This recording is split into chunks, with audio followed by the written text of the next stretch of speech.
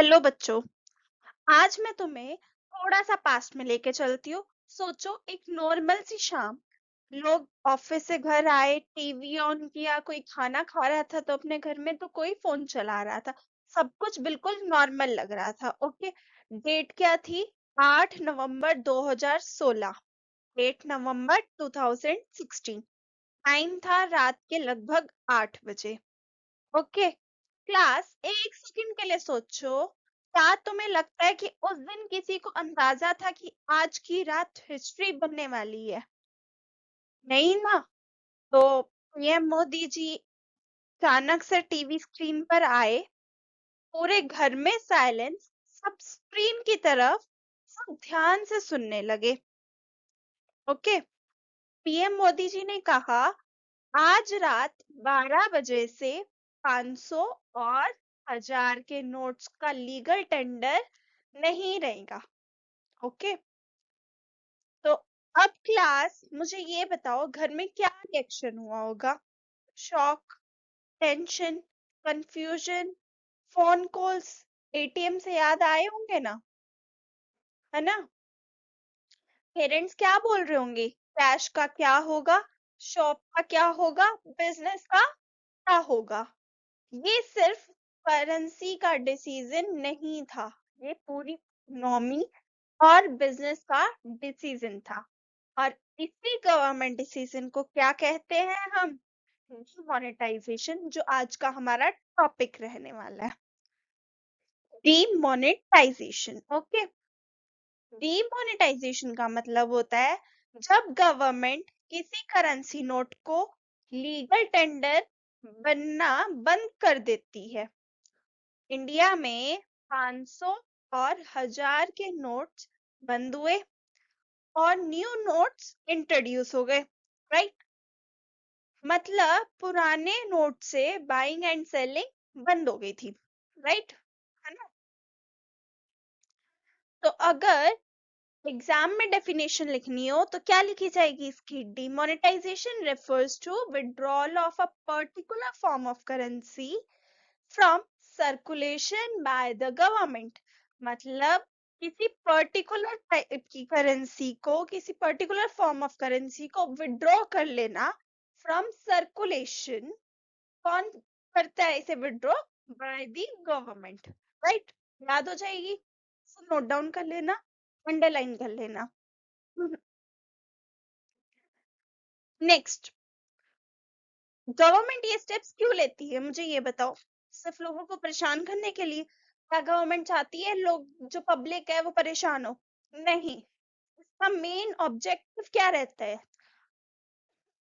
Black money को control करना, जो फेक करेंसी सर्कुलेट हो रही थी उसको बंद करना, करप्शन को कम करना, डिजिटल पेमेंट्स को प्रमोट करना।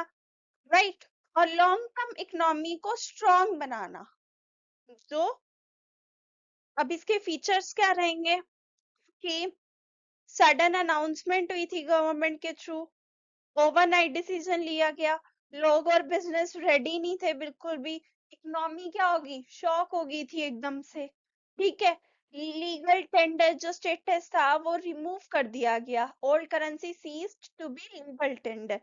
जो ओल्ड नोट्स थे वो इनवैलिड हो गए और कहाँ डिपॉजिट हो रहे थे? सिर्फ बैंक में डिपॉजिट हो पा रहे थे, है ना? एक्सचेंज होके मिल रहे थे ना आपको। और डिजिटल पेमेंट्स का प्रमोशन हुआ, लोग जो है डिजिटल पेमेंट्स पे चलने लग गए ना। इंट्रोडक्शन हुआ न्यू करेंसी का, न्यू नोट्स आया, लाइक न्यू 500 का नोट, 2000 का नोट आया था। तो एटीएम एडजस्टमेंट जो है नीड हो गई थी, एटीएम्स की बहुत ज्यादा नीड हो गई थी एट दैट टाइम। और कैश विड्रॉल की भी लिमिट सेट हो गई थी, लिमिटेड कैश। और बिजनेस कैश फ्लो भी इससे क्या हो गया था, बहुत ज्यादा डिस्टर्ब हो गया था एट दैट टाइम। तो और इसका इम्पेक्ट क्या पड़ा था? सोचे तो शॉर्ट टर्म इम्पेक्ट क्या था? सबसे ज्यादा कौन इफेक्ट हुआ था? Small shopkeepers, daily veg workers, transport, retail. क्यों? क्योंकि कैश शॉर्टेज था, सेल्स कम थी, जॉब्स लॉस हो रहा था एट दैट टाइम। और लॉन्ग टर्म इम्पैक्ट क्या रहा था, वो पॉजिटिव रहा था। लाइक डिजिटल पेमेंट्स इंक्रीज हुई है आज के टाइम पे, बैंकिंग हैबिट्स इंप्रूव हो गई है लोगों की, टैक्स कंप्लाइंस भी इंक्रीज हो गया, और ट्रांसपेरेंसी आई है देखा जाए तो।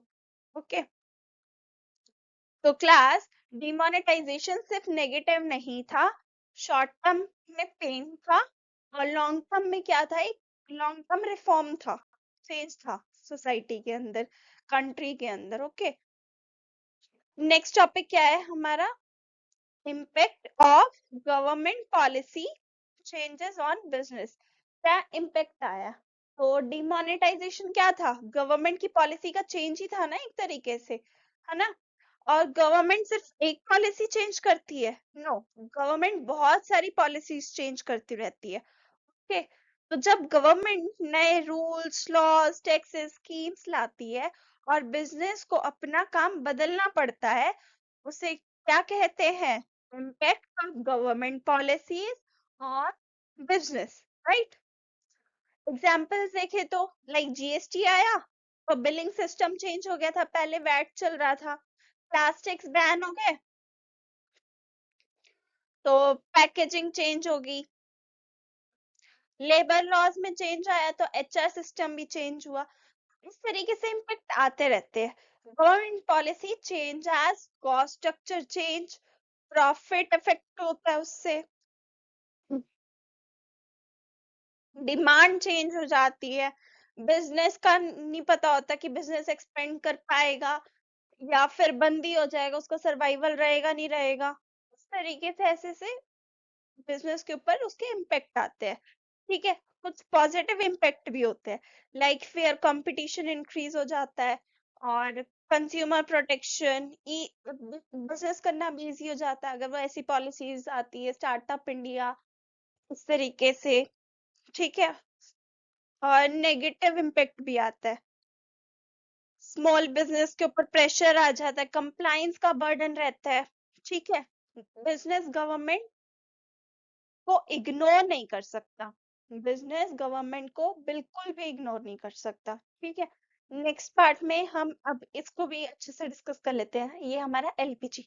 सबसे पहले लिबरलाइजेशन को देखते हैं। ठीक है, तो क्लास टाइम था जब टेलीफोन बीएसएनएल कंपनी देख रही थी, और airlines air India, limited choice थी हमारे पास। ठीक है, फिर 1991 में एक बड़ा डिसीजन आया, उसका नाम क्या था, एलपीजी। ठीक है, एलपीजी का मीनिंग क्या है, इकोनॉमी को ओपन करना, कॉम्पिटिटिव बनाना, और ग्लोबल बनाना। L stands for liberalisation. अब लिबरलाइजेशन क्या है, अच्छे से समझो, गवर्नमेंट कंट्रोल्स को कम करना, कि बिजनेस को क्या मिले, फ्रीडम मिले, जो भी रिस्ट्रिक्शंस लगाई जा रही थी गवर्नमेंट के थ्रू, उन्हें रिमूव करना। ठीक है, इसका इम्पैक्ट क्या आया, इजी स्टार्टअप हुआ, लाइसेंस कम हुए, और फास्टली चीजें प्रूव होने लग गई थी। ये सारे इसके इम्पैक्ट थे बिजनेस के ऊपर। प्राइवेट सेक्टर आया, ठीक है, लाइसेंस वगैरह हटा, फ्रीडम आई बिजनेस डिसीजंस वगैरह लेने में, क्वालिटी में इंप्रूवमेंट आई गुड्स और सर्विसेज की। और नेक्स्ट क्या है हमारा, privatisation, P stands for privatisation में क्या था, P stands for privatisation, government ownership कम होने लगी और प्राइवेट सेक्टर क्या होने लग गया था, ज्यादा होने लग गया था। Okay, privatisation means transfer of ownership, public means government private sector में जा रहा था सब कुछ। का इम्पैक्ट क्या आया, एफिशिएंसी बढ़ी हमारी, कंपटीशन बढ़ने लग गया, क्वालिटी अगेन इंप्रूव होने लगी, प्रॉफिट ओरिएंटेड अप्रोच आने लगी, क्योंकि प्राइवेट सेक्टर को क्या चाहिए, प्रॉफिट्स चाहिए, उन्हें जो है लोगों की नीड फुलफिल नहीं करनी है। गवर्नमेंट का गोल क्या होता है, सभी को फैसिलिटीज वगैरह प्रोवाइड करवाना, पर प्राइवेट कंपनीज का क्या है, अगर वो पैसा लगा रही है तो उन्हें तो रिटर्न मैक्सिमम चाहिए ना, प्रॉफिट ओरिएंटेड होने लग गई थी। ठीक है, नेक्स्ट क्या था हमारा, जी स्टैंड्स फॉर ग्लोबलाइजेशन। सो ग्लोबलाइजेशन में क्या था, इंडियन इकोनॉमी को एक ऑल ओवर ग्लोब, दुनिया से जोड़ना। ठीक है, integration of Indian economy with world economy. All over जो वर्ल्ड था, ग्लोब था, उससे जोड़ना इंडियन इकोनॉमी का, ये इसका मीनिंग है। ठीक है, इसमें बैरियर्स को रिमूव करा, ट्रेड इन्वेस्टमेंट्स वगैरह को इंक्रीज करा गया।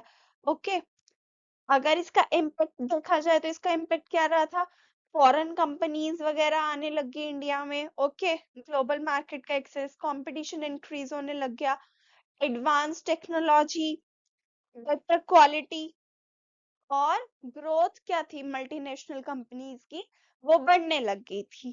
चॉइसेस भी बहुत सारी मिलने लग गई थी कस्टमर्स को, अगर कंपटीशन इंक्रीज हो गया था, right.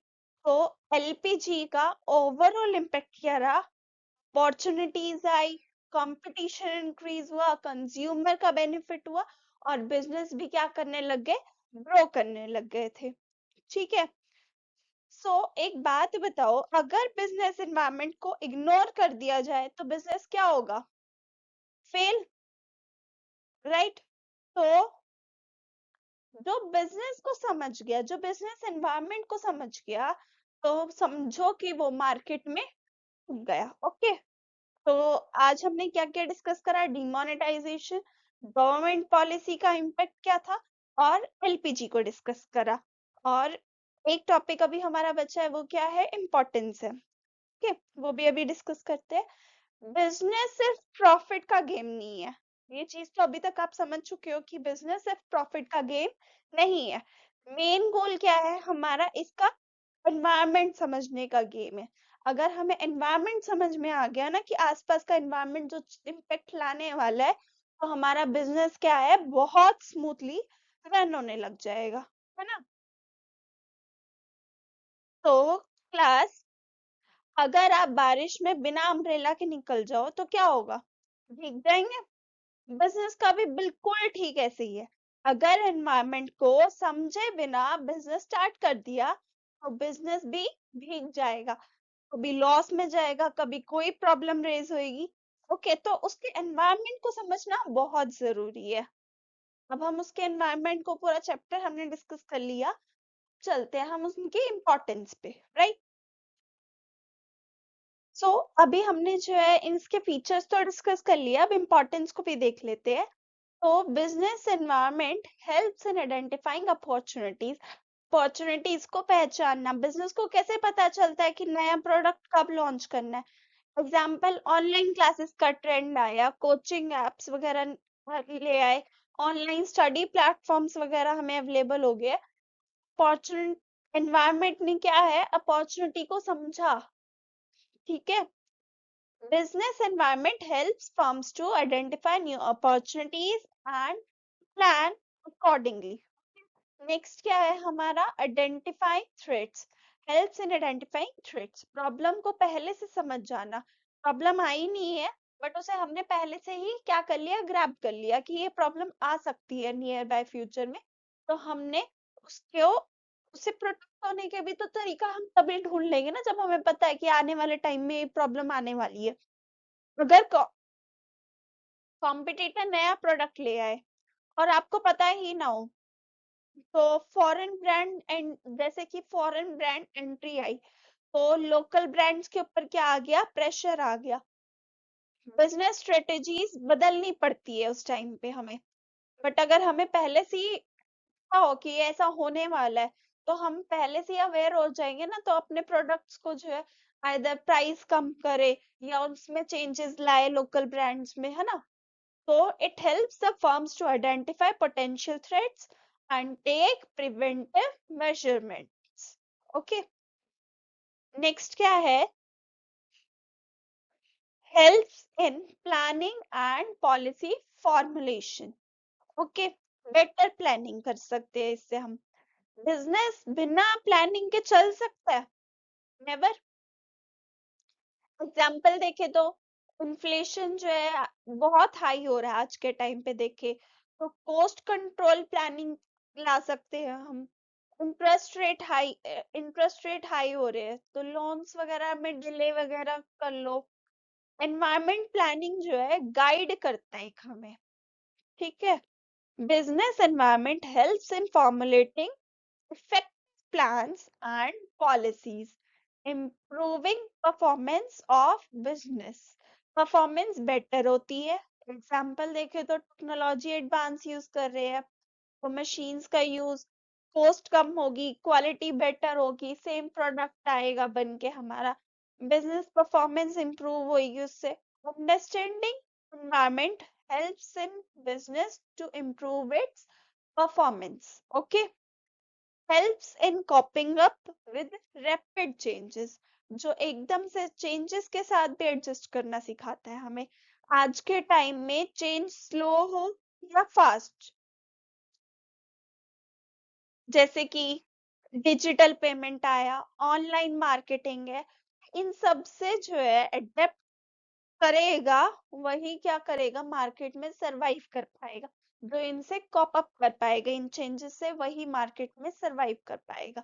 It enables firms to adapt themselves to rapid changes in environment, helps in meeting competition। जो कंपटीशन बार बार आ रहा है, लाइक कंपटीशन को फेस करना पड़ रहा है हमें। इतना आज के टाइम पे ग्लोबलाइजेशन, एलपीजी के चक्कर में इतना कंपटीशन है मार्केट में, तो उन्हें डेली बेसिस पे हमें फेस करना होता है। तो कैसे कर सकते हैं, डिस्काउंट ऑफर्स ले आओ, बेटर क्वालिटी दो अपने कॉम्पिटिटर से, इफेक्टिव पैकेजिंग कर दो, एनवायरमेंट एनालिसिस से कंपटीशन हो सकता है। तो business environment helps firms to face competition effectively. Okay. तो क्लास, बिजनेस एक बोट है और एनवायरनमेंट क्या है, उसका समुंदर है। समुंदर शांत हो तो सफर बहुत इजी है, बट अगर तूफान आए तो दिक्कत है। जो कैप्टन वेदर समझ लेता है तो वो बोट को बचा लेगा। इसी तरीके से जो बिजनेस एनवायरनमेंट को समझ गया तो वो अपने बिजनेस को भी संभाल लेगा, उसे हैंडल कर लेगा और बिल्कुल सही डायरेक्शन में ले जाएगा उसे। ठीक है, तो उस बिजनेस एनवायरनमेंट को समझना मींस सक्सेस का शॉर्टकट समझना। ओके। तो ये चैप्टर हमारा यहीं खत्म हो चुका है। नेक्स्ट वीडियो में हम MCQs and case study discuss करेंगे। Okay, bye.